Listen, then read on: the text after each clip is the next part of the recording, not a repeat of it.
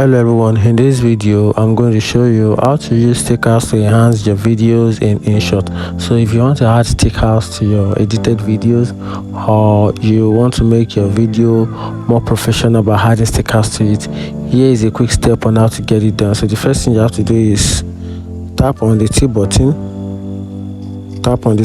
right here, which is the test. Tap on it, then the first option you will see is the emoji stickers, which is the emoji icon. Just tap on the emoji icon and that is the stickers. Then from here you can select any of the stickers of your choice.